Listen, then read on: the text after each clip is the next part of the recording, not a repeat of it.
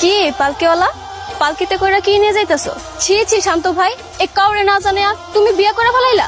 আরে আমি বিয়ে করতে যাবো কেন? তাকির চাচার ছেলে সাইফুল ওর বউ। তাইলে ঠিক আছে, তুমি বিয়ে করলে তো আমারই করবা। তোমারে করতে যাবো কেন? আর আমি তোমারে কইছি না আমি তোমারে ভালোবাসি। সকাল থেকে ফোনে আসছিলি। ওই যে সাইফুল ভাই আছে না, ওর তো আজকে বিয়া, পালকিতে করে বউলে আইলো, ওর বউরেই দেখতে গেছি। সারাক্ষণ করে ড্যাং ড্যাং করে ঘুরে বেড়ায়। কি একটা মাছ আর শাক লিয়া ড্যাং ড্যাং করে বাসা যেতেছো?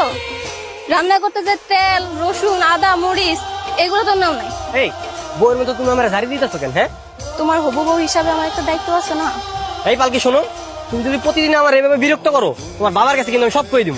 কও না কও, আমি তো এটাই চাই। এমনি কেউ শিখলাই? দিলাম ওনাতে কি করবো? হ্যাঁ, আমি তো ভাবছি ভুল রেক করে যে তুমি আমার বাসায় আইছো, কেউ যদি দেখে ফেলায়। দেখলে দেখো, তাতে আমার কি? তাতে তো তোমার কিছু হইব না। তোমার বাপ জানে গেছে, যদি কেউ বিচার দেয় যে রাইট করে তুমি আমার বাসায় আইছো, তোমার বাপ জান তোমার গ্রাম ছাড়া করবো। এই পালকির মধ্যে কে তুমি? তোমার আমি কতবার করে না করছি যে যুবতী মাইয়ারা বিয়ার আগে পালকি তুটলে পালকি অভিশাপ দেয়। পালকি অভিশাপ দিলে এমন কি হইব? পালকি তোমার অভিশাপ দিলে তোমার আর কখনো বিয়ে হইব না। এই লাগেই তো কইতাছে, পালকি অভিশাপ দেওয়ার আগেই তুমি আমার বিয়া করে দাও। আরে আল্লাহ, এই তুমি কখন বুঝবা কত? তুমি কখন বুঝবা আমি তোমার কতটা ভালোবাসি? ও পালকির মা, শান্ত আইছে, আর একবার শরবত খাওয়াও। তা তোমার পালকি কেমন চলতেছে? আলহামদুলিল্লাহ চাচা, ভালোই চলতেছে।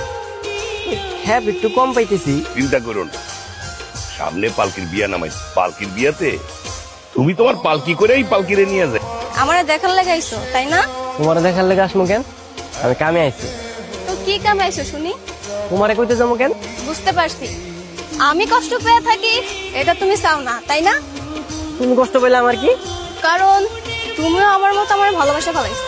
শান্ত আমারে অনেক ভালোবাসে।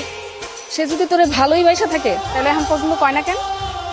কয় না, আমি মনে হয় কইতে লজ্জা পাইতেছে। কই কি কথা জিগাও? ভালোবাসার কথা কইতে আইছো, হাতে করে একটা ফুল নিয়ে আইবা না?